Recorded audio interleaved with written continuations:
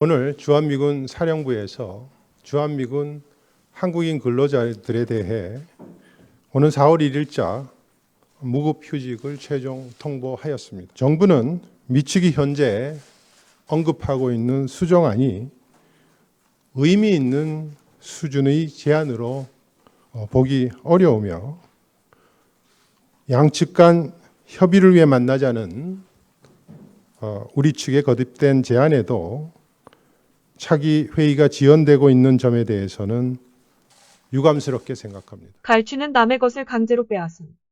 편취는 남을 속여서 재물이나 이익 따위를 빼앗음.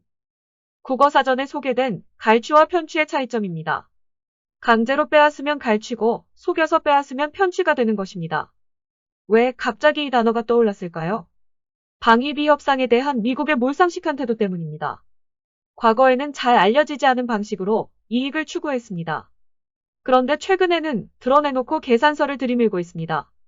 흔히 소파로 불리는 주한미군 지휘협정 제5조에는 한국이 주한미군에게 시설과 구역을 제공하고 미국은 주한미군 유지에 따르는 모든 경비를 부담하도록 규정돼 있습니다.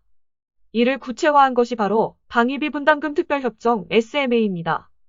이에 따라 통상 3에서 5년에 한 번꼴로 분담금 규모를 결정했고 그 나머지 해에는 물가 인상분을 반영하는 선에서 탄력적으로 운영해왔습니다. 1991년부터 2019년 말까지 총 10차에 걸쳐 SMA가 체결됐고 현재 11차 SMA 협상이 진행 중입니다. 그간 우리 정부가 제공한 분담금은 1991년 당시 1073억 원 규모에서 2019년에는 1조 389억 원으로 대폭 늘었습니다. 그런데 10차 협정이 화근이 됐습니다. 당시 미국 측은 협상 막바지에 두 가지를 요구했습니다. 10억 달러 이상 1년 단위 재계약입니다. 우리 정부는 재계약을 3에서 5년 단위로 하고 총액은 1조 원 미만으로 주장했습니다. 최종적으로 10억 달러는 안 되지만 1조 원이 넘는 1조 389억 원으로 정해졌습니다. 통상적 범위를 넘어선 8.2%대 증액이었습니다. 더 큰 문제는 계약 기간이 미국 요구대로 1년짜리가 된 것입니다. 이는 매년 재협상을 해야 하기에 우리 입장에서는 아주 불리합니다. 10차 협정은 지난 연말 이미 효력이 만료됐습니다. 11차 협정은 미체결입니다. 이를 빌미로 미국은 주한미군 사령부에 근무하는 한국인 노동자 9천여 명이 4월 1일부터 무급휴직을 당할 수 있다고 경고했습니다. 빨리 타결하지 않으면 당신네 국민들이 임금도 못 받고 휴직당할 수 있다는 겁박입니다. 시간이 없다면서 내놓은 미국 측 계산서가 가관입니다. 알려진 바에 따르면 지난해보다 5배 가까이 많은 50억 달러 수준입니다. 한 차례 삭감했다지만 여전히 40억 달러 가까운 수치입니다. 지난 30년 관례에 비춰봐도 말이 안 될 뿐 아니라 이렇게 인상하려면 SMA 틀마저 부정해야 하는 것이기에 우리 정부는 수용할 수 없다며 버티는 상황입니다. 미국 측 압박도 집요합니다. 트럼프 대통령을 비롯한 미 행정부 고위 관료들, 주한 미국 대사의 증액 압박, 주한미군 사령부에 거듭된 무급휴직 경고 등이 이어지고 있습니다. 한미 국방장관 회담에서도 미국은 방위비 증액을 주문했습니다. 오죽하면 정경두 국방장관이 공개석상에서 한미 간의 인식에 차이가 있다고 선언할 정도였습니다. 점잖게 얘기했지만 보글보글 끓고 있는 모습이 역력합니다. 1990년대 초 미국과 필리핀 간의 수빅 해군기지 및 클라크 공군기지 사용 연장에 대한 협상이 진행되었는데 당시 필리핀 정부는 미국 측의 기지 사용료를 더 내라고 요구했습니다. 이때 미국 정부는 동맹국 간에는 계산기를 갖고 협상하지 않는다고 불쾌감을 표시하면서 버텼다가 결국 철수하게 됐습니다. 아시아 지역의 군사기지 유지가 절실했던 미국은 다른 국가 기지를 전전하다가 결국은 필리핀 기지를 제한적으로나마 다시 사용하게 되었습니다. 방위비 분담 협상을 하기도 전에 트럼프 대통령이 동맹국의 비용은 대지 않고 미국을 이용만 한다는 불평을 늘어놓았습니다. 이를 듣는 우리 국민들은 기분이 매우 언짢습니다. 동맹이란 외부 침략에 대해 목숨을 걸고 운명을 같이 하는 관계인데 돈 문제를 거론하고 있으니 어안이 벙벙할 따름입니다. 미국이 첨단 성능의 계산기를 사용하다 보니 액수도 금방 껑충 뛰고 있는 걸까요?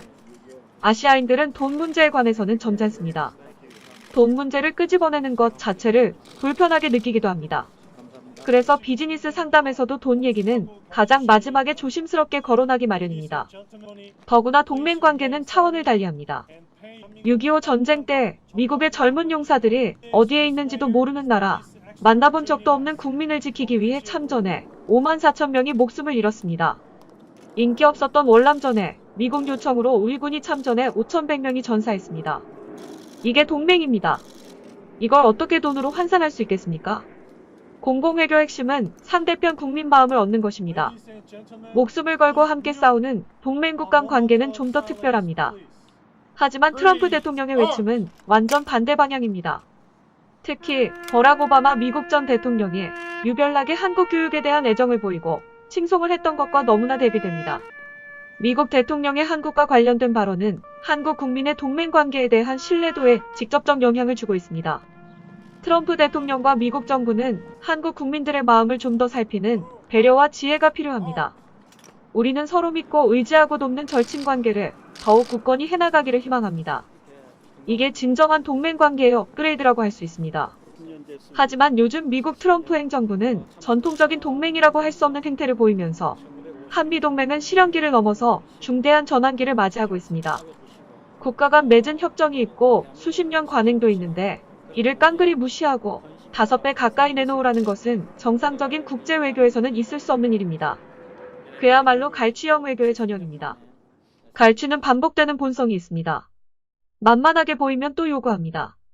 이번에 우리가 굴복하거나 약점이 잡히면 두고두고 어려워질 수밖에 없습니다. 지혜도 필요하지만 강단도 필요합니다. 방위비 협상에 대해 국민들도 더 많은 관심과 응원을 보내야 할 것 같습니다. 구독과 좋아요 버튼을 눌러주세요.